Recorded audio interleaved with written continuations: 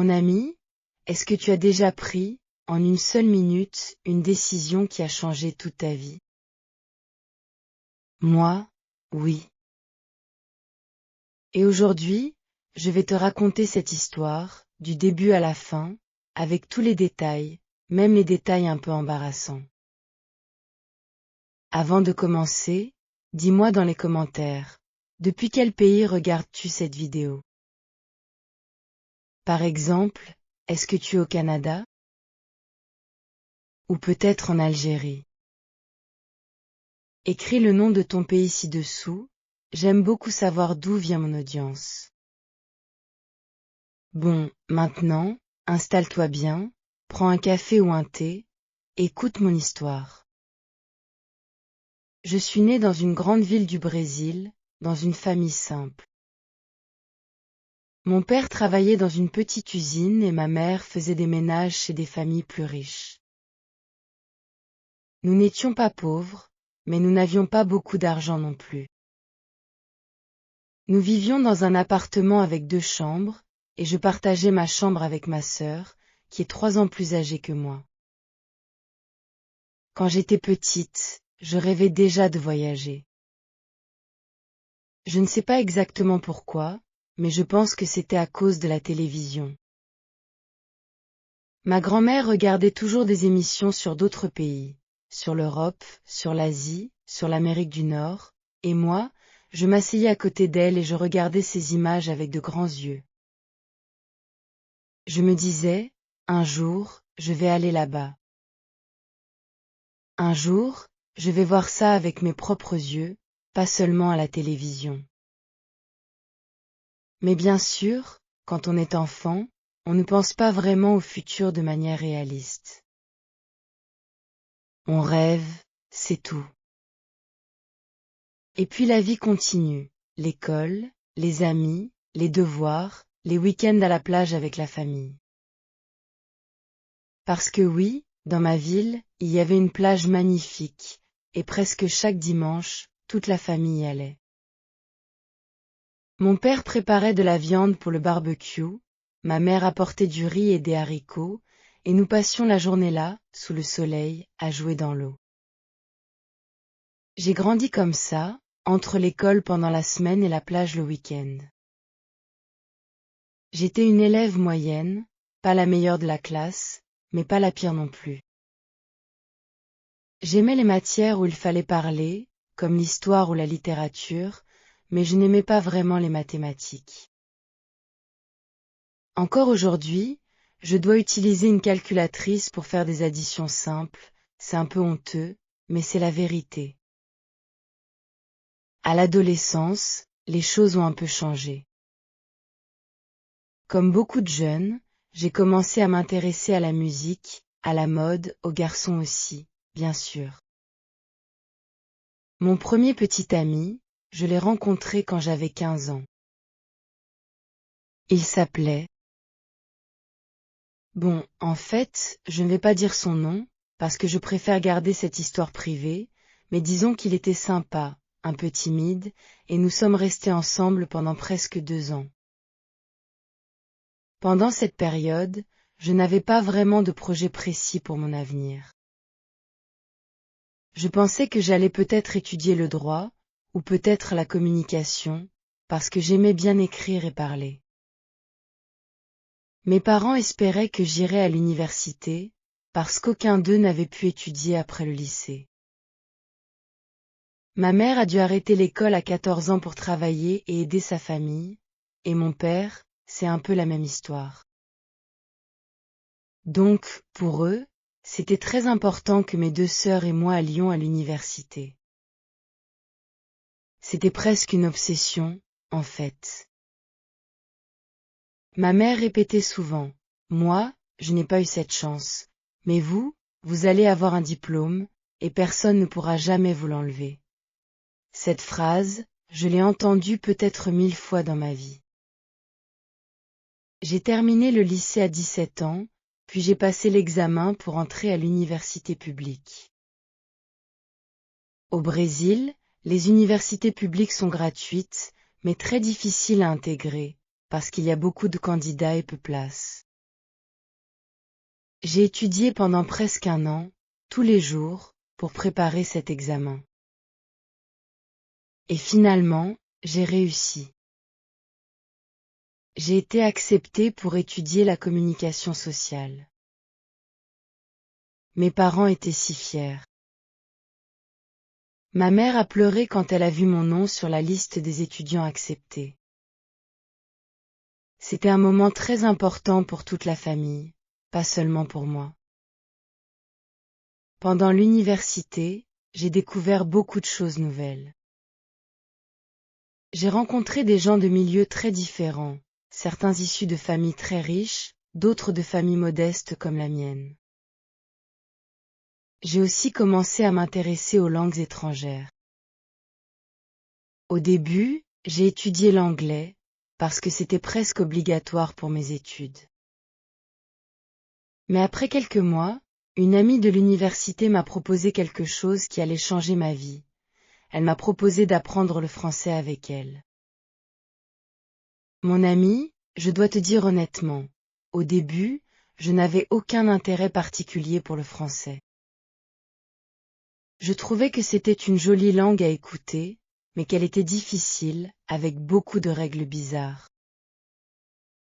Pourquoi est-ce qu'il y a un genre masculin et un genre féminin pour les objets? Pourquoi la table est féminine et le bureau est masculin? Ça n'a aucune logique pour un cerveau brésilien comme le mien. Mais mon amie était très motivée, et elle m'a convaincue d'aller avec elle à un cours gratuit dans un centre culturel près de l'université. Et là, tout a commencé. Le professeur de ce cours était un homme français qui vivait au Brésil depuis 10 ans. Il parlait portugais avec un accent très fort, mais il était passionné par sa langue et sa culture, et cette passion était contagieuse. Pendant les cours, il nous racontait des histoires sur la France, ses traditions, sa nourriture, ses villages de montagne, ses grandes villes, absolument tout. Et progressivement, j'ai commencé à m'intéresser vraiment, pas seulement à la langue, mais à toute cette culture. J'ai continué à suivre les cours pendant presque 2 ans, en parallèle de mes études de communication. Au début, c'était très basique, se présenter, parler de la famille, commander à manger dans un restaurant imaginaire.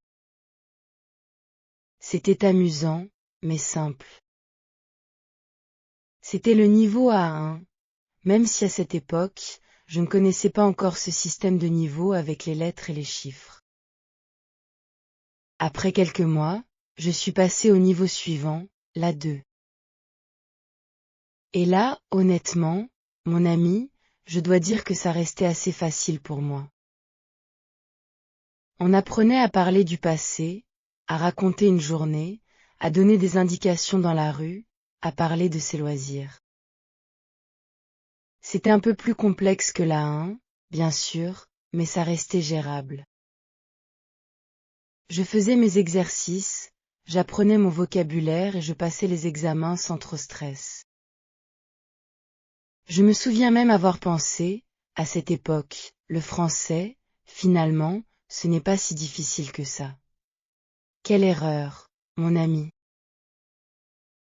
Quelle erreur magnifique. Parce que tout a changé quand je suis arrivé au niveau B1. Le niveau B1, mon ami, c'est un niveau qui change tout. Avec la 1 et la 2, on apprend des structures simples, on parle de choses concrètes, on utilise un vocabulaire de base. Mais avec le B1, soudainement, on doit exprimer des opinions, justifier ses idées, parler de sujets abstraits, comprendre des textes plus longs, et surtout, on doit improviser beaucoup plus. Je me souviens très bien du jour de mon examen B1. C'était dans un centre d'examen officiel, pas dans le petit centre culturel où j'avais suivi mes cours. L'ambiance était complètement différente, plus formelle, plus stressante. Il y avait d'autres candidats dans la salle d'attente, des gens de tous âges. Certains révisaient leurs notes jusqu'à la dernière seconde. D'autres semblaient incroyablement calmes. Cela me rendait encore plus nerveuse, car je me demandais comment ils pouvaient être si tranquilles avant un examen si important. L'examen était divisé en 4 parties. La compréhension orale, la compréhension écrite, l'expression écrite et l'expression orale. Pour la 1 et la 2, ces 4 parties m'avaient semblé gérables. Mais pour le B1, mon ami, je vais être honnête avec toi. La première partie, la compréhension orale, consistait à écouter des enregistrements et à répondre à des questions. Les enregistrements pour la 1 et la 2 étaient lents, clairs, avec un vocabulaire simple. Mais pour le B1, les personnes dans les enregistrements parlaient à une vitesse normale, comme dans la vraie vie. Leurs paroles comportaient des hésitations et des expressions familières. Il y avait parfois même un peu de bruit de fond, comme dans un café ou dans la rue. J'ai eu l'impression d'écouter une langue complètement différente du français que j'avais appris pendant 2 ans. Je me souviens d'un dialogue en particulier, entre 2 amis qui discutaient de leur projet de vacances. Ils parlaient vite, ils utilisaient des expressions que je n'avais jamais entendues en cours, comme « ça me prend la tête » ou « j'ai la flemme ». Mon cerveau essayait désespérément de traduire chaque mot, mais à ce rythme, c'était impossible. Quand l'enregistrement s'est arrêté et que j'ai vu les questions, j'avais compris peut-être 60% de la conversation. Pour les 40% restants, j'ai dû deviner les réponses en me fiant à la logique plutôt qu'à une véritable compréhension.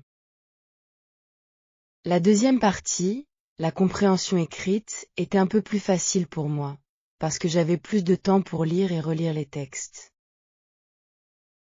Mais les textes eux-mêmes étaient plus longs et plus complexes que ce à quoi j'étais habituée.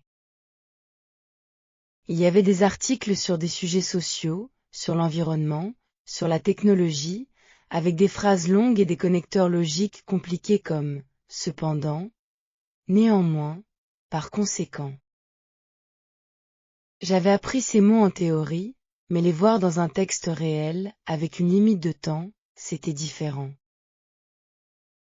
La troisième partie, l'expression écrite, demandait d'écrire un texte argumentatif sur un sujet donné. Je me souviens plus exactement du sujet, mais je crois que c'était quelque chose lié au travail, peut-être sur l'équilibre entre le travail et la vie personnelle. Pour la 2, on me demandait d'écrire une lettre simple, par exemple pour inviter un ami à une fête. Mais pour le B1, je devais donner mon opinion, présenter des arguments pour et contre, et arriver à une conclusion logique. Mon ami, j'ai regardé cette feuille blanche pendant peut-être 3 minutes complètes, sans écrire un seul mot. Je me demandais, comment vais-je structurer tout ça en français? J'ai finalement commencé à écrire. Mais je sentais que mes phrases étaient simples, peut-être trop simples pour ce niveau.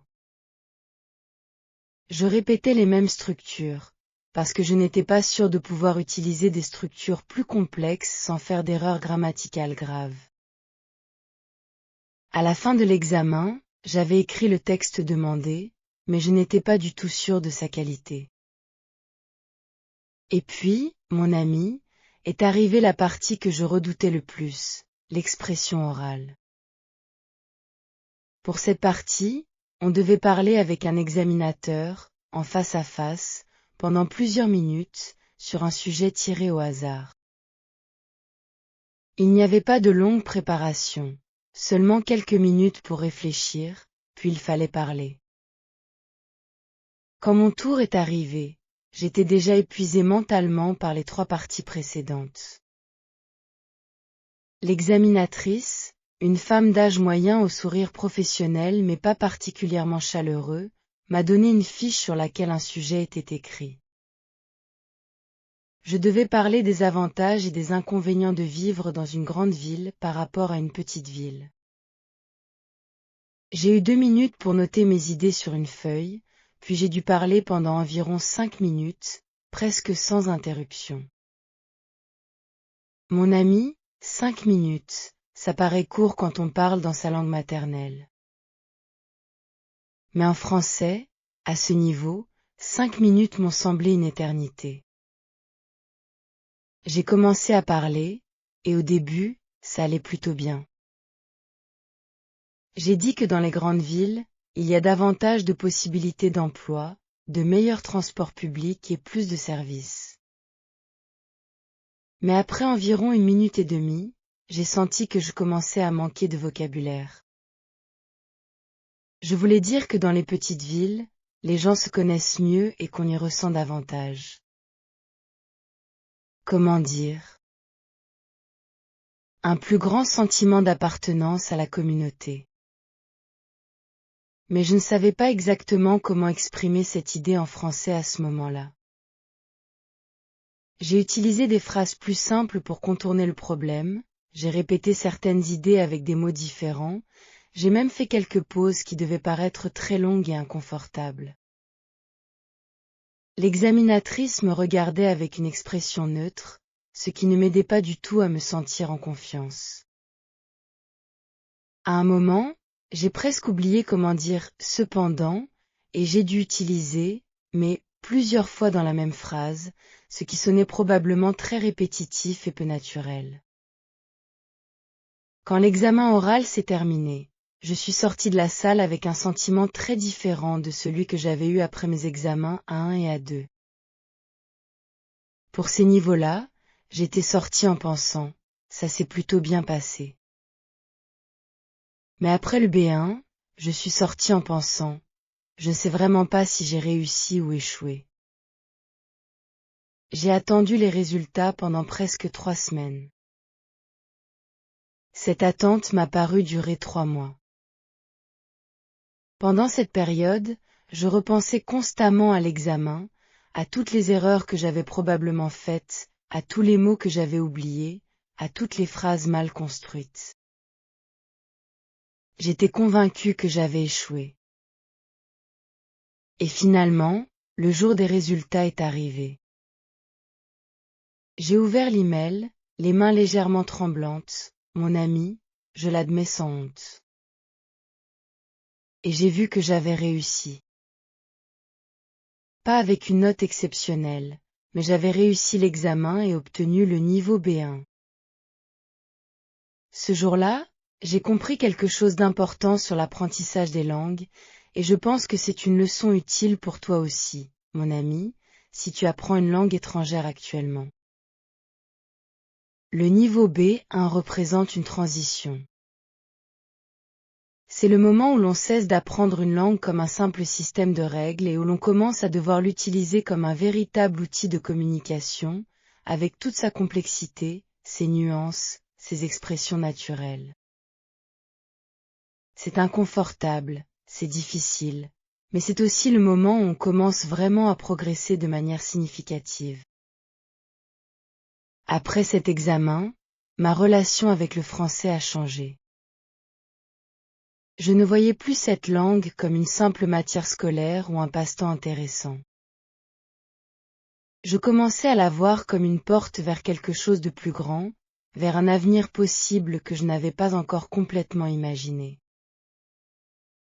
Après cet examen B1, je n'ai pas arrêté d'étudier le français, mais j'ai changé ma façon de l'apprendre. Au lieu de me contenter d'exercices de grammaire, j'ai commencé à regarder des séries en français, à écouter de la musique francophone, à essayer de comprendre les paroles des chansons.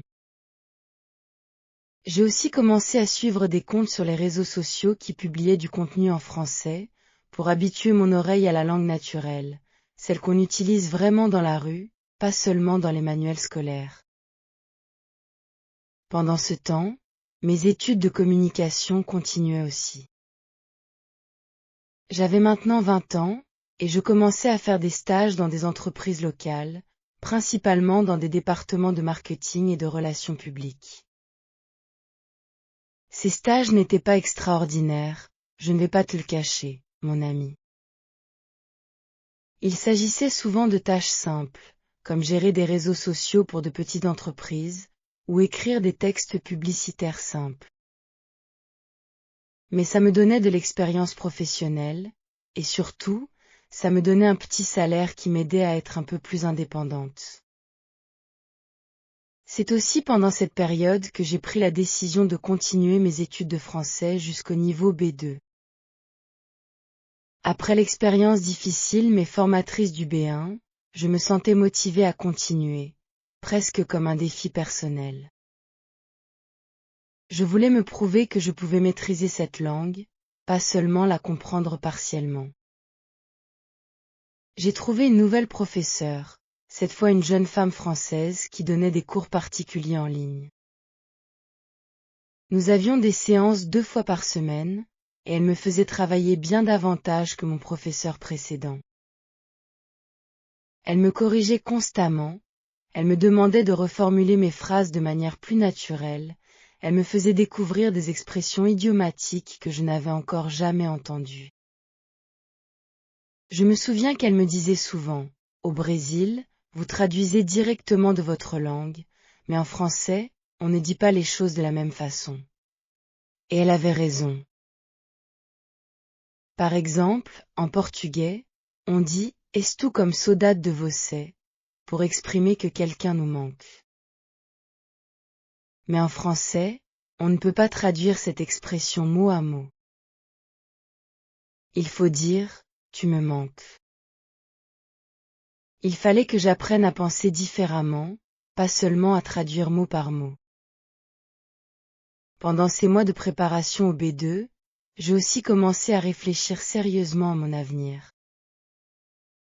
J'allais finir mes études de communication dans environ 1 an, et je devais décider ce que je voulais faire de ma vie après l'université. Beaucoup de mes amis avaient déjà des projets clairs. Certains voulaient travailler dans de grandes entreprises brésiliennes. D'autres voulaient continuer leurs études avec un master.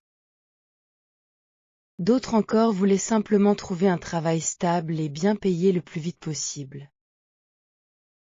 Moi, mon ami, j'avais une idée différente, une idée qui me faisait un peu peur par son ampleur, mais qui m'enthousiasmait énormément en même temps.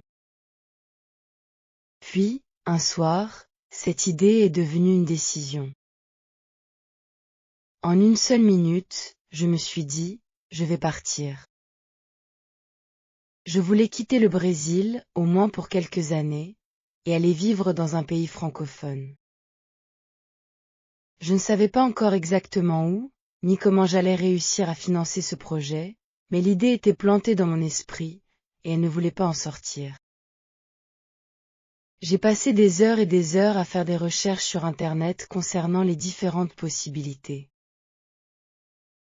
Il y avait des programmes d'échange universitaires, des programmes de travail temporaire, des programmes d'études assortis de bourses, et aussi simplement la possibilité de partir avec mes propres économies et de chercher du travail une fois arrivé.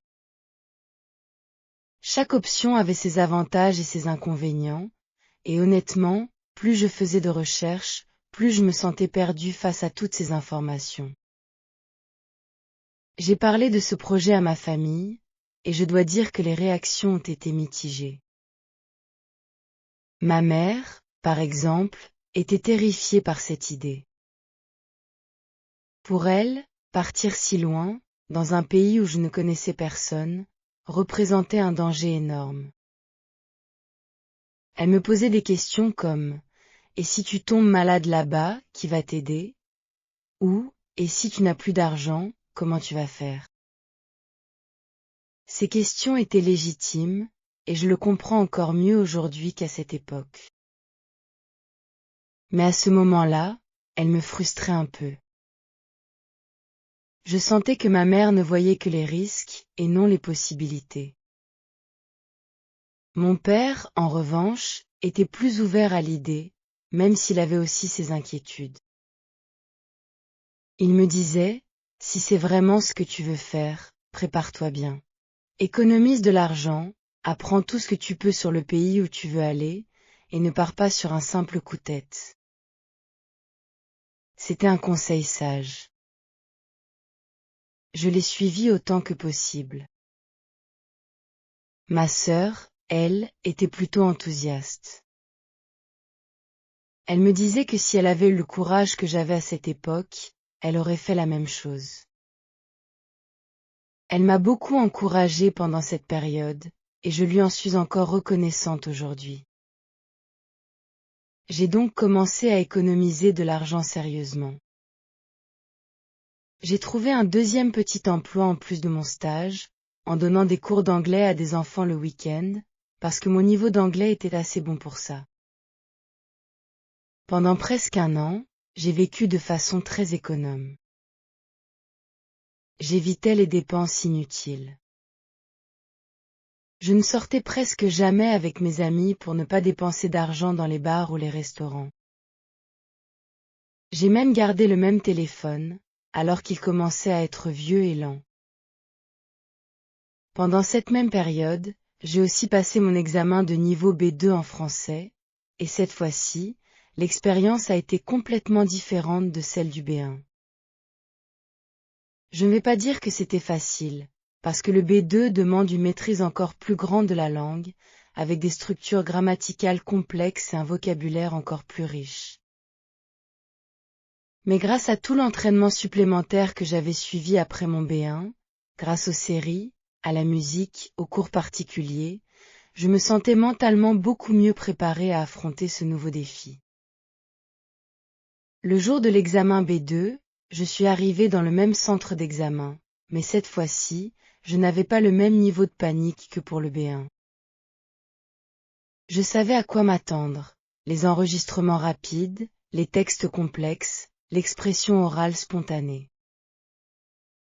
Et même si certaines parties restaient difficiles, je sentais que j'avais les outils pour les affronter. Quelques semaines plus tard, j'ai reçu mes résultats. J'avais réussi le B2. Cette fois-ci, j'avais obtenu une meilleure note qu'au B1. J'étais tellement fière de moi-même, mon ami. Je sentais que tout le travail, toute la discipline, tous les sacrifices commençaient enfin à porter leurs fruits. Avec ce niveau B2 en poche, et avec mes économies qui grandissaient lentement mais sûrement, je me sentais de plus en plus prête pour le grand saut.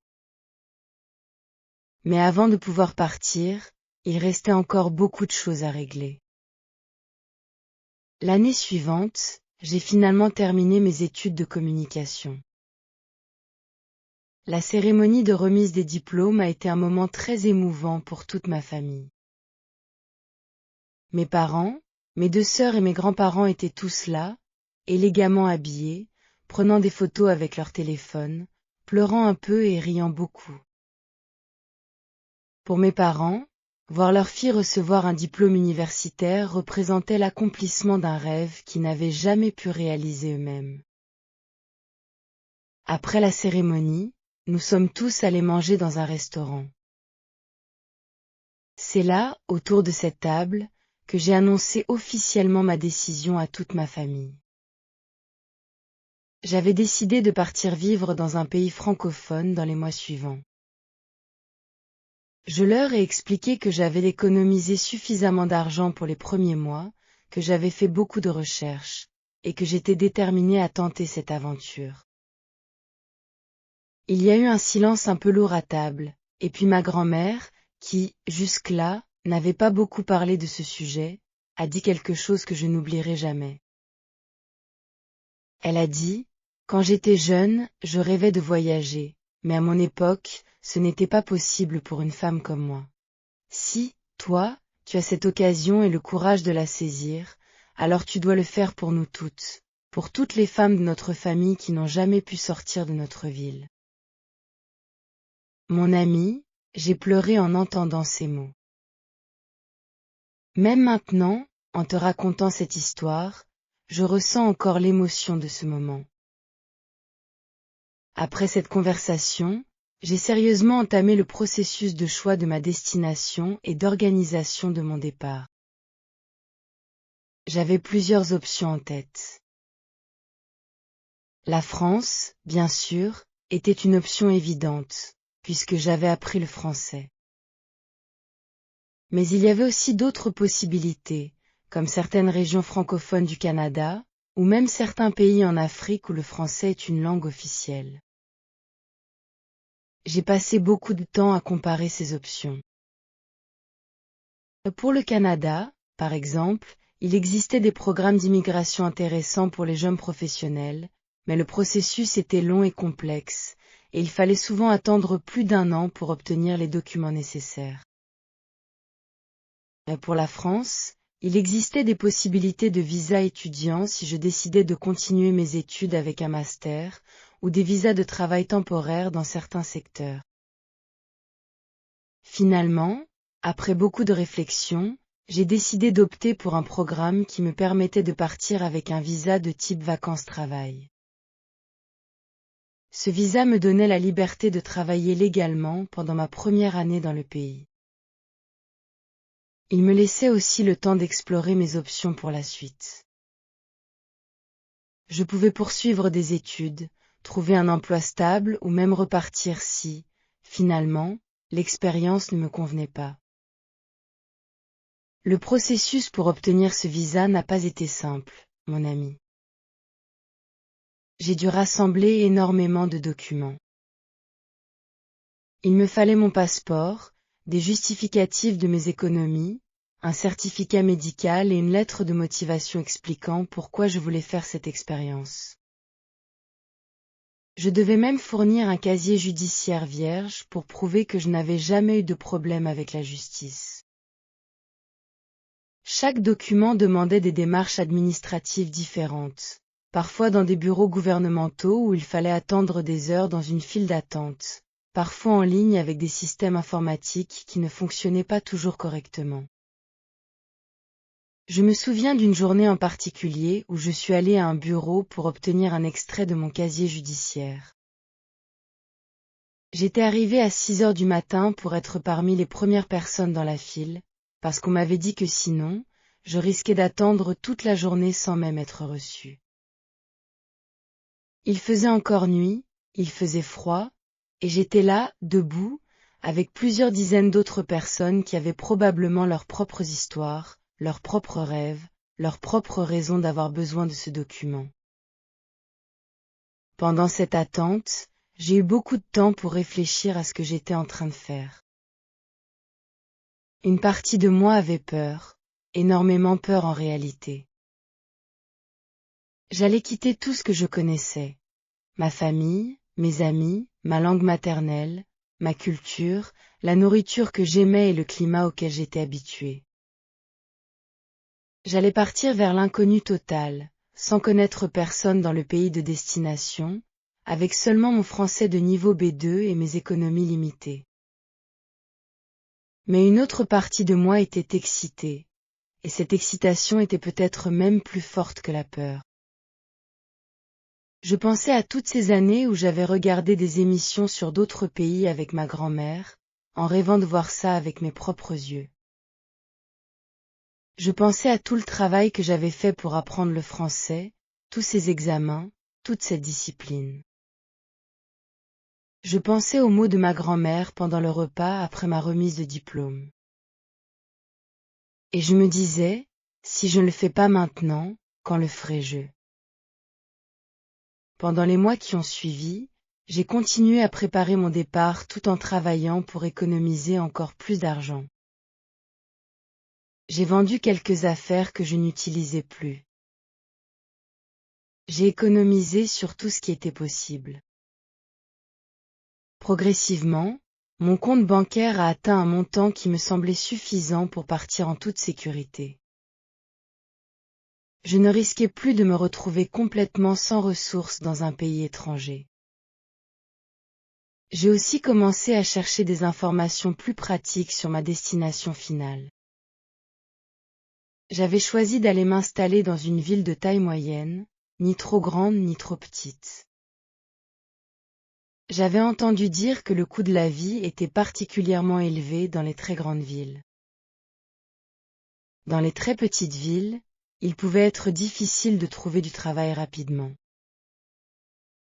J'ai rejoint plusieurs groupes sur les réseaux sociaux réunissant des Brésiliens vivant déjà dans des pays francophones. Ces groupes ont été extrêmement utiles pour moi, parce que les gens y partageaient des conseils pratiques sur tout. Comment trouver un logement, comment ouvrir un compte bancaire lorsqu'on est étranger, quels documents apporter, quelles erreurs éviter. J'ai aussi commencé à échanger directement avec quelques personnes de ces groupes, qui m'ont donné des conseils personnalisés basés sur leurs propres expériences. Une femme en particulier, un peu plus âgée que moi, qui vivait déjà depuis 3 ans dans la ville où je voulais aller, est devenue pour moi une sorte de mentor à distance. Elle me répondait patiemment à toutes mes questions, même les plus simples, et elle m'a beaucoup aidé à me sentir moins seule dans cette préparation, même avant mon départ.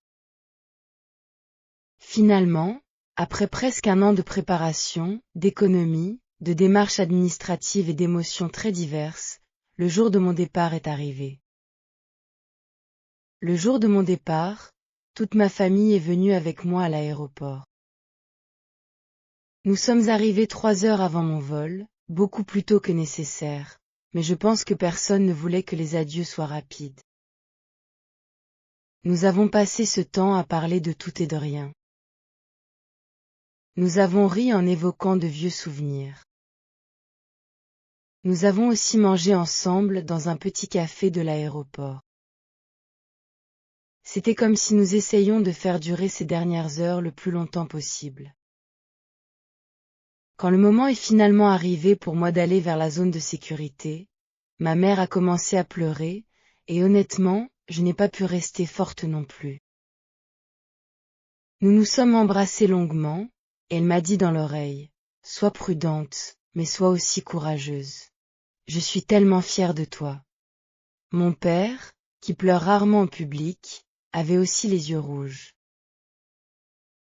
Il m'a serré dans ses bras et m'a simplement dit, « Appelle-nous dès que tu arrives, peu importe l'heure. » Mes sœurs et moi, nous nous sommes promis de rester en contact tous les jours par message.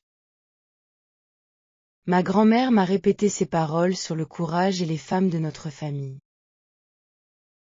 J'ai passé le contrôle de sécurité avec un sac à dos et une valise qui contenait pratiquement toute ma vie.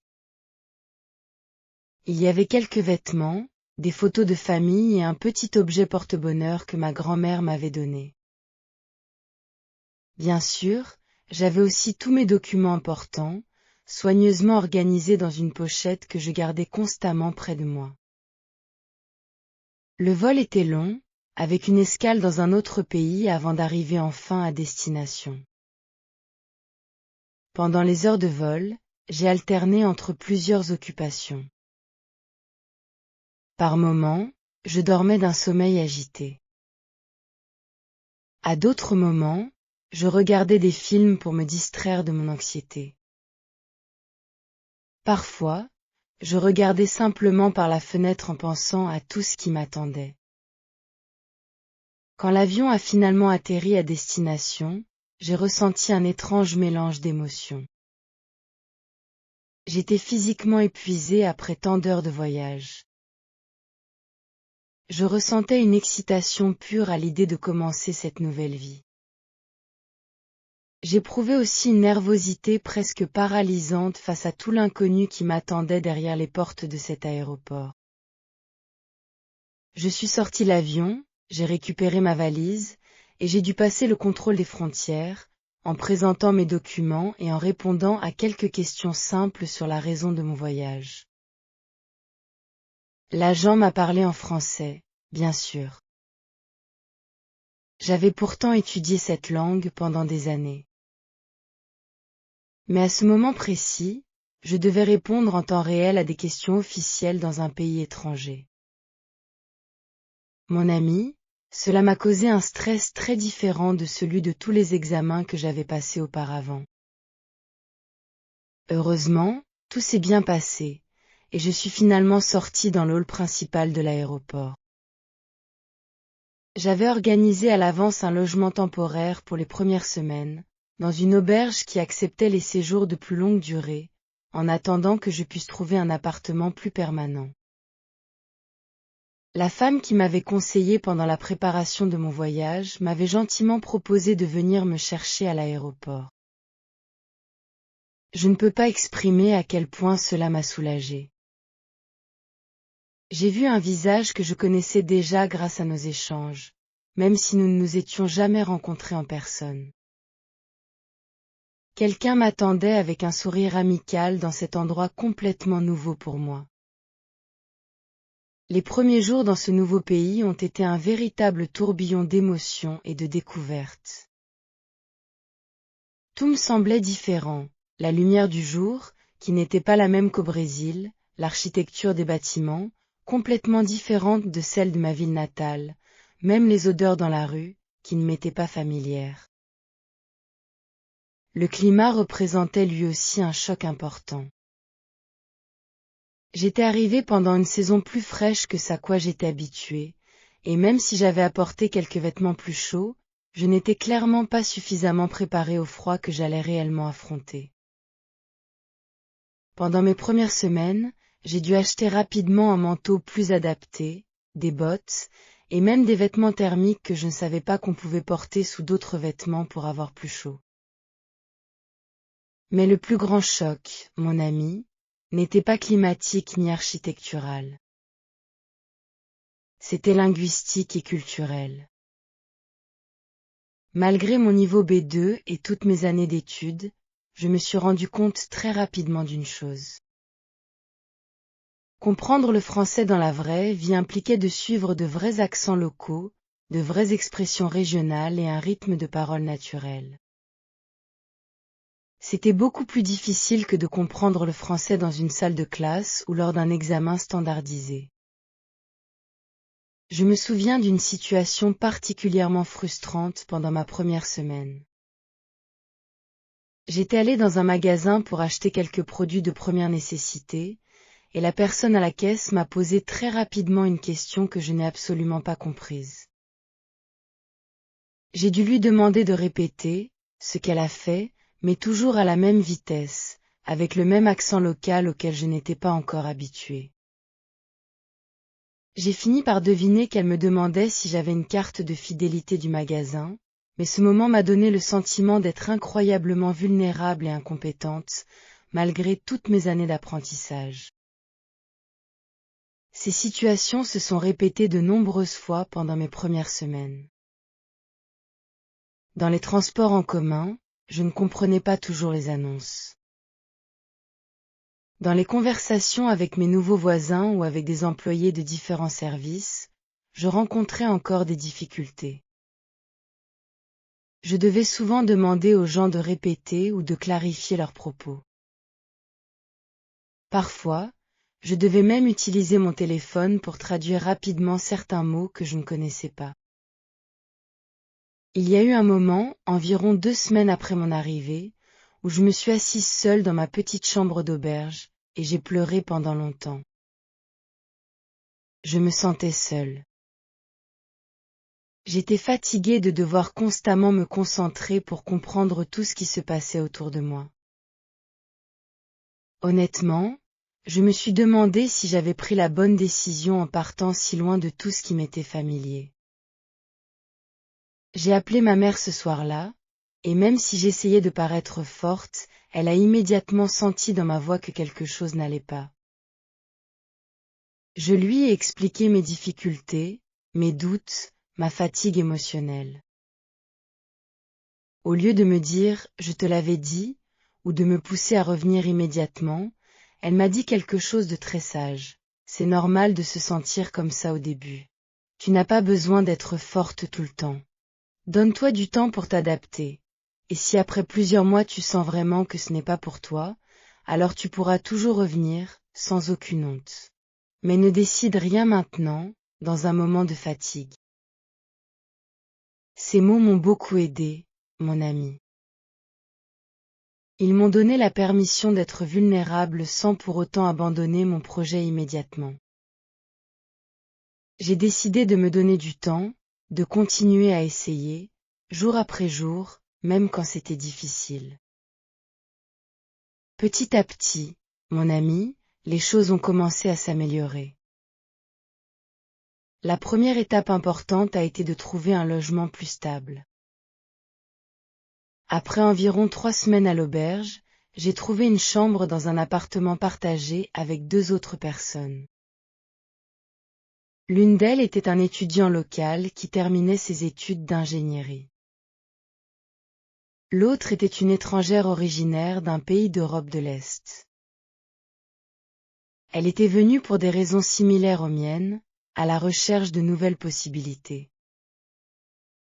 Vivre avec ces 2 personnes a été extrêmement bénéfique pour mon adaptation. Mon colocataire local, en particulier, était très patient avec moi. Quand je ne comprenais pas une expression, il prenait le temps de me l'expliquer, parfois avec des exemples, parfois en utilisant des gestes ou des dessins simples si les mots ne suffisaient pas. Petit à petit, j'ai commencé à apprendre non seulement du nouveau vocabulaire, mais aussi des expressions familières, des blagues locales, des références culturelles que je n'aurais jamais pu apprendre dans un livre.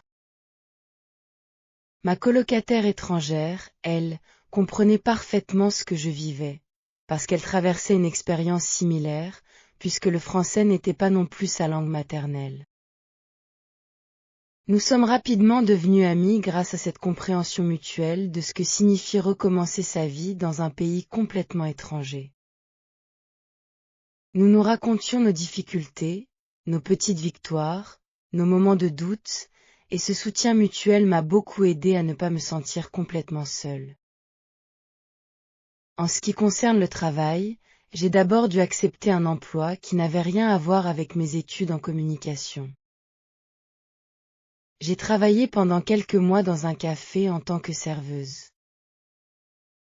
Je dois l'avouer, ce travail a été incroyablement bénéfique pour mon français pratique.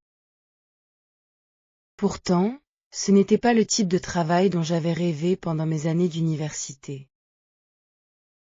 Travailler dans ce café m'a forcé à parler français toute la journée, avec des clients de tous âges, de tous milieux sociaux, avec des accents et des façons de parler très variées.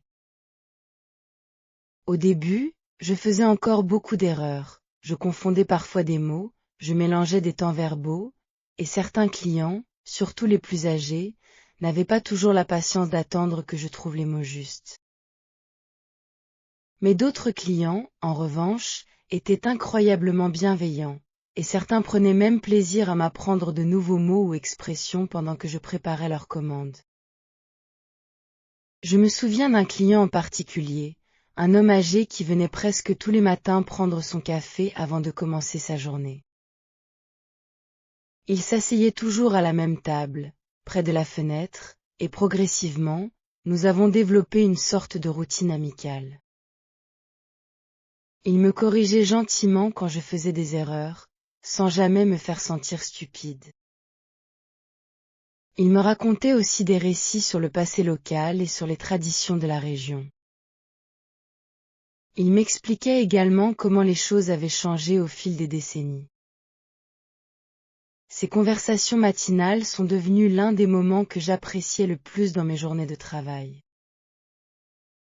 Pendant cette période, j'ai aussi continué à étudier le français de manière plus formelle, en m'inscrivant à des cours du soir dans une école de langue locale. Ces cours m'ont permis de continuer à structurer mon apprentissage. Ils m'ont aidé à corriger de mauvaises habitudes grammaticales que j'avais prises en parlant plus spontanément, mais pas toujours correctement. Ils m'ont aussi permis de rencontrer d'autres étrangers qui vivaient des expériences similaires aux miennes. Après environ 8 mois de travail au café, mon niveau de français s'était considérablement amélioré grâce à toute cette pratique quotidienne. J'ai alors décidé qu'il était temps d'essayer de trouver un emploi plus en lien avec mon domaine d'études. J'ai commencé à envoyer des candidatures à différentes entreprises, en mettant en avant à la fois mon diplôme en communication et mon expérience d'adaptation dans un nouveau pays, ce qui démontrait, selon moi, ma capacité d'apprentissage et ma résilience. Les premiers mois de cette recherche d'emploi ont été décourageants. J'ai envoyé des dizaines de candidatures, et la plupart sont restées sans réponse. Quelques entreprises m'ont répondu pour me dire poliment qu'elles cherchaient quelqu'un avec plus d'expérience locale, ou avec un réseau professionnel déjà établi dans le pays, ce que je n'avais évidemment pas encore. Mais finalement, après environ 4 mois de recherche persistante, j'ai reçu une réponse favorable. Elle venait d'une petite entreprise qui travaillait dans le secteur du marketing numérique.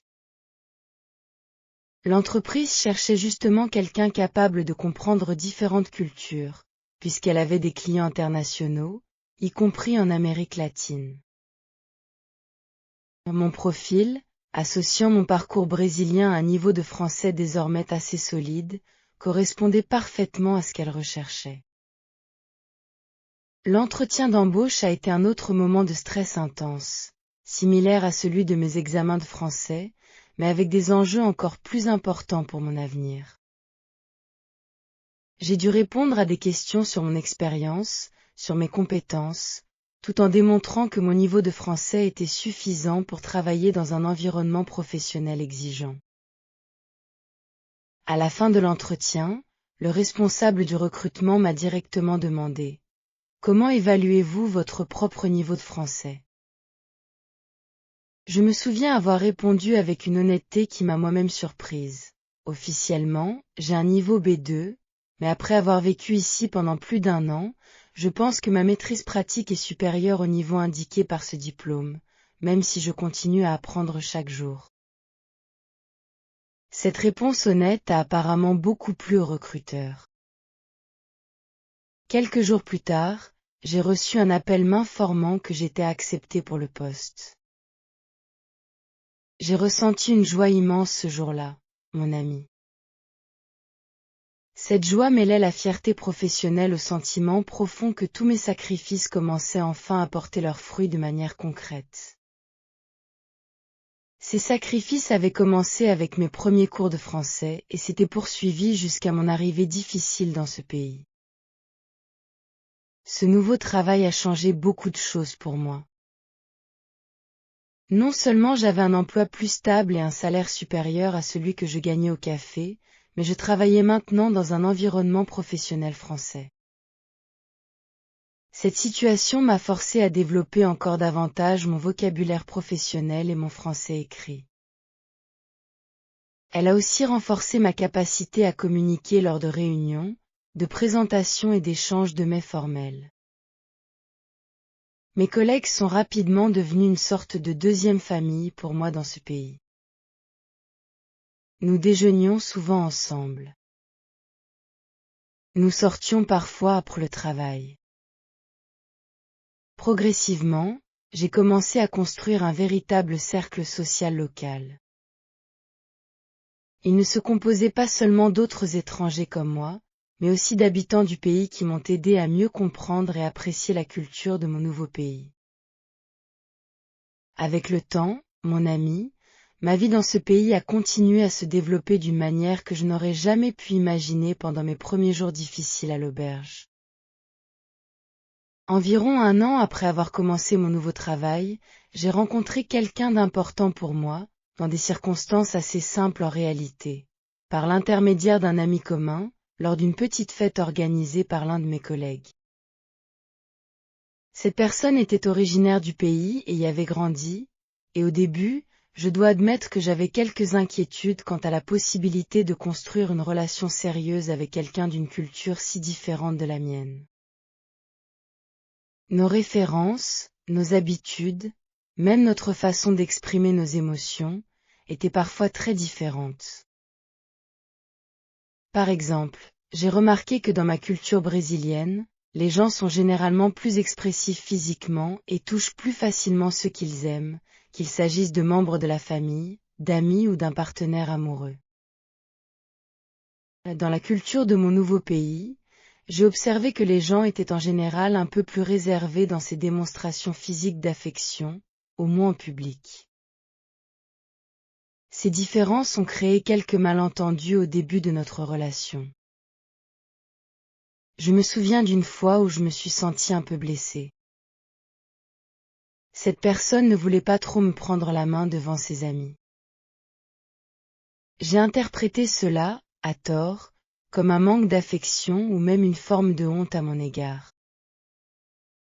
Quand nous avons finalement parlé ouvertement de ce sujet, j'ai compris que ce n'était pas du tout une question de honte, mais simplement une différence culturelle dans la façon d'exprimer les sentiments publics. Cette conversation, et beaucoup d'autres similaires sur nos différences culturelles, nous ont aidés à mieux nous comprendre, et finalement, notre relation s'est solidifiée grâce à cette compréhension plutôt que d'être détruite par nos différences. Pendant cette période, mon français a continué à progresser de manière naturelle, presque sans effort conscient. J'étais maintenant entièrement immergée dans la langue. Je l'utilisais au travail, avec mes amis, avec mon partenaire et même dans mes pensées. Celle-ci commençait parfois à se former directement en français au lieu de naître en portugais avant d'être traduite mentalement. Environ 2 ans après mon arrivée, je suis retournée au Brésil pour la première fois depuis mon départ, pour rendre visite à ma famille pendant les vacances de fin d'année. Ce voyage de retour a été chargé d'émotions complexes. D'un côté, j'étais incroyablement heureuse de revoir mes parents, mes sœurs et ma grand-mère. J'étais heureuse de retrouver les saveurs de la cuisine brésilienne qui m'avaient tant manqué. Je pouvais aussi sentir à nouveau la chaleur du climat tropical et l'énergie particulière de ma ville natale. Mais d'un autre côté, j'ai aussi ressenti quelque chose d'inattendu. Je ne me sentais plus complètement chez moi dans cet endroit où j'avais grandi. Après 2 ans à l'étranger, je m'étais adaptée à une nouvelle culture. J'avais développé de nouvelles habitudes, de nouvelles façons de penser et même de nouveaux gestes influencés par mon environnement.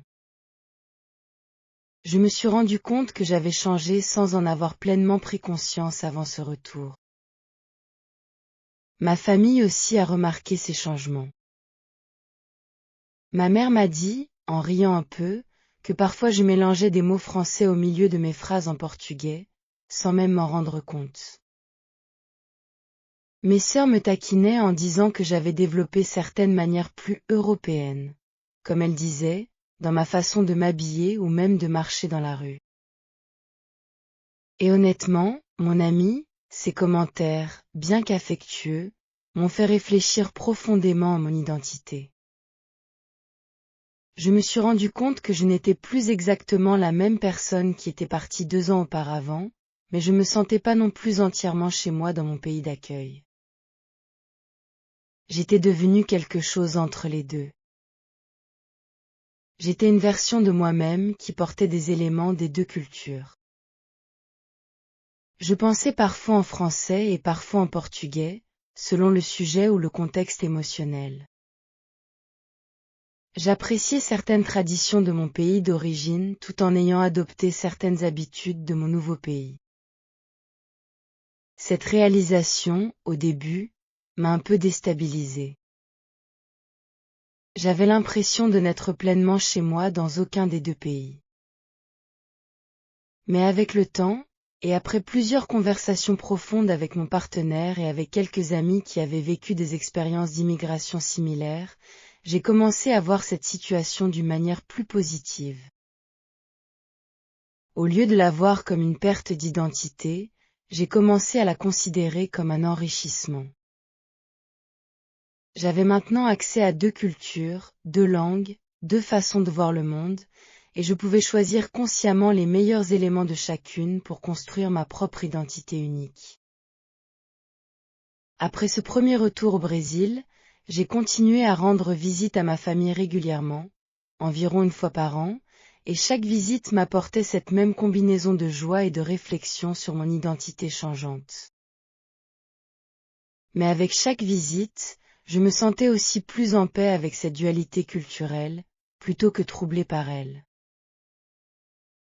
Sur le plan linguistique, environ 3 ans après mon arrivée, j'ai décidé de passer l'examen de niveau C1 en français. je l'ai fait principalement par curiosité personnelle. Je voulais aussi obtenir une certification officielle qui reflète mieux mon niveau réel après toutes ces années d'immersion complète. Cette fois-ci, contrairement à mon expérience difficile du B1, quelques années auparavant, je suis arrivé à l'examen avec un tout autre niveau de confiance. Je ne traduisais plus mentalement de l'anglais ou du portugais vers le français. Je pensais directement en français pour la plupart des situations quotidiennes. L'examen C1, bien sûr, restait exigeant. Les textes étaient encore plus complexes et les sujets de discussion plus abstraits et philosophiques. Mais cette fois-ci, je me sentais comme une nageuse expérimentée plongeant dans une eau profonde mais familière. Je ne me sentais plus comme quelqu'un qui apprend encore à flotter. J'ai réussi cet examen avec une note dont j'étais particulièrement fière. Ce résultat a confirmé ce que je ressentais déjà intuitivement. Le français n'était plus simplement une langue étrangère que j'avais apprise. Il était devenu une partie intégrante de mon identité. Aujourd'hui, mon ami, je repense au chemin parcouru. Je pense à la petite fille qui regardait la télévision avec sa grand-mère en rêvant de voyager. Je pense aussi à la femme que je suis devenue, vivant pleinement dans un pays qui n'était pas le mien à l'origine, mais qui est devenu mon foyer. Je ressens une gratitude immense pour toutes les étapes de ce voyage, même les plus difficiles. Je pense souvent à cet examen B1 qui m'avait semblé si terrifiant à l'époque. Je réalise maintenant que c'était précisément ce moment difficile qui m'a appris une leçon essentielle sur l'apprentissage en général. Cette leçon ne concernait pas seulement l'apprentissage des langues. Cette leçon, c'est que la véritable progression se produit toujours dans les moments inconfortables, jamais dans les moments faciles. Quand les choses sont trop simples, on n'apprend pas vraiment grand-chose de nouveau. C'est seulement quand on est poussé légèrement au-delà de notre zone de confort, comme je l'ai été pendant cet examen B1, qu'on commence à développer de nouvelles compétences solides. Si tu apprends actuellement le français, ou n'importe quelle autre langue d'ailleurs, mon ami, je voudrais partager avec toi quelques réflexions inspirées de tout ce parcours. Premièrement, n'aie pas peur du niveau B1. Je sais maintenant, après toutes ces années, que ce niveau de transition est difficile pour presque tout le monde, pas seulement pour moi. C'est le moment où l'on cesse d'apprendre une langue de manière mécanique et où l'on doit vraiment l'utiliser comme un outil vivant de communication. Si tu trouves ce niveau particulièrement frustrant, sache que c'est complètement normal et que ça ne signifie absolument pas que tu n'es pas capable d'apprendre cette langue. Deuxièmement, je pense que l'immersion totale reste l'une des méthodes les plus efficaces pour vraiment maîtriser une langue de manière naturelle. Elle peut être intimidante et parfois douloureuse au début. Je l'ai constaté pendant mes premières semaines dans mon nouveau pays. Les cours, les manuels, les examens, tout cela est utile et nécessaire comme base, mais c'est seulement en vivant pleinement dans cette langue, en l'utilisant dans des situations réelles de la vie quotidienne, qu'on développe une véritable fluidité. Troisièmement, et je pense que c'est peut-être le conseil le plus important que je puisse te donner, sois patient avec toi-même. Pendant des années, j'ai comparé mon français à celui de locuteurs natifs, et je me sentais souvent pas à la hauteur, comme si je n'allais jamais vraiment maîtriser cette langue de la même façon qu'eux. Mais avec le temps, j'ai compris que ce n'était pas la bonne comparaison à faire. La question n'est pas de devenir exactement comme un locuteur natif, mais de devenir progressivement plus compétent que tu ne l'étais hier, il y a un mois ou il y a un an. Je pense aussi souvent à toutes les personnes qui m'ont aidé pendant ce parcours. Il y a d'abord eu mon premier professeur de français au Brésil, avec sa passion contagieuse. Puis il y a eu ma deuxième professeure, qui me poussait à dépasser mes limites. Je pense aussi à mon colocataire patient, qui m'expliquait les expressions familières.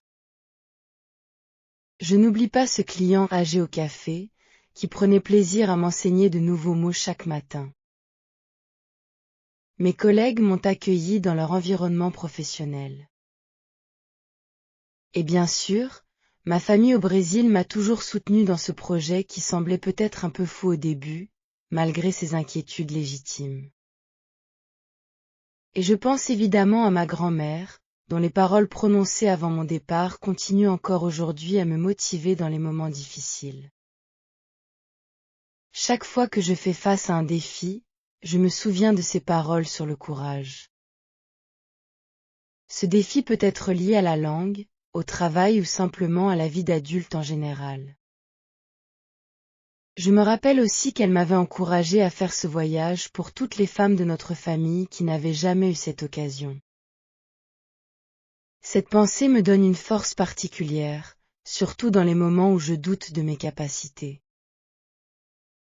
Aujourd'hui, ma vie est complètement différente de ce qu'elle était quand j'ai passé mon examen B1 avec tant de difficultés.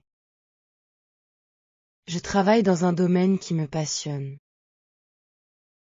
J'ai construit une relation amoureuse solide, basée sur la compréhension mutuelle malgré nos différences culturelles. J'ai aussi un cercle d'amis diversifié, composé de personnes de mon pays d'origine et de mon pays d'adoption. Surtout, j'ai développé une relation avec la langue française qui va bien au-delà de la simple communication fonctionnelle. Le français fait maintenant partie de la façon dont je pense, dont je rêve même parfois la nuit, dont j'exprime mes émotions les plus profondes. Je continue à visiter le Brésil régulièrement, et je continue à chérir mes racines brésiliennes, ma langue maternelle, ma culture d'origine. Mais j'ai aussi appris à embrasser pleinement cette nouvelle vie que j'ai construite, avec toutes ses complexités, ses défis permanents et ses joies inattendues. Mon ami, si tu es en train d'apprendre le français actuellement, je voudrais te dire quelque chose. Peut-être envisages-tu un jour de vivre une expérience similaire à la mienne. Tu pourrais partir vers un nouveau pays, apprendre une nouvelle langue et construire une nouvelle vie loin de tout ce qui t'est familier. Oui, ce sera difficile.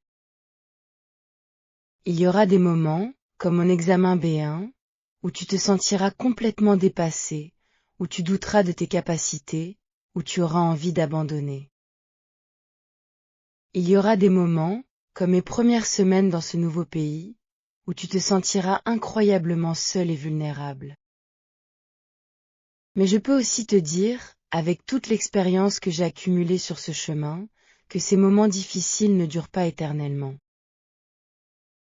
Ils sont presque toujours suivis par des progrès et des récompenses. Au moment même où tu traverses ces difficultés, tu ne peux même pas encore les imaginer. Je suis une jeune femme brésilienne tout à fait ordinaire, sans talent particulier pour les langues, et je détestais même les mathématiques à l'école. Si j'ai pu réussir ce parcours, alors je crois sincèrement que toi aussi, mon ami, tu peux réussir le tien, quel qu'il soit. Continue à apprendre, continue à pratiquer, sois patient avec toi-même dans les moments difficiles, et surtout, n'oublie jamais ce qui t'a poussé à commencer ce voyage. C'est cette raison profonde, ce rêve initial, qui te donnera la force de continuer même quand le chemin devient compliqué. Mon rêve d'enfance de voyager est né devant la télévision avec ma grand-mère. Il m'a aidé à surmonter chaque défi de ce long et beau parcours. Avant de terminer, mon ami, je voudrais ajouter une dernière chose. Beaucoup de gens m'écrivent parfois pour me demander combien de temps il faut exactement pour atteindre un bon niveau dans une langue étrangère. Ils posent cette question comme s'il existait une réponse universelle. Il cherche un nombre précis de mois ou d'années qui serait valable pour tout le monde. Honnêtement, je ne crois pas qu'il existe une réponse universelle. Mon parcours a duré plusieurs années, avec des hauts et des bas, des périodes de progression rapide et d'autres où j'avais l'impression de stagner complètement, sans aucune amélioration visible. Ce qui compte vraiment, je pense, ce n'est pas la vitesse du progrès, mais la constance dans l'effort. Même pendant mes périodes les plus difficiles, même quand je me sentais découragée après mon examen B1, ou quand je pleurais seule dans ma chambre d'auberge pendant mes premières semaines à l'étranger, je n'ai jamais complètement arrêté d'essayer. J'ai continué à écouter, à parler, à faire des erreurs, à me corriger, encore et encore, jour après jour. Et c'est exactement ce que je te souhaite, mon ami, peu importe ton projet actuel. Il peut s'agir d'apprendre le français ou une autre langue. Il peut aussi s'agir de réaliser un tout autre type de rêve qui te semble actuellement difficile ou lointain. Continue, même dans les jours difficiles. Continue, même quand les résultats ne sont pas encore visibles. Parce qu'un jour, tu regarderas le chemin parcouru, exactement comme je le fais aujourd'hui. Ce ne sera peut-être pas demain, ni même dans un mois. Mais ce jour-là, tu réaliseras à quel point tu as progressé. Tu comprendras aussi à quel point ce chemin difficile en valait vraiment la peine. Merci d'avoir écouté mon histoire jusqu'au bout, mon ami.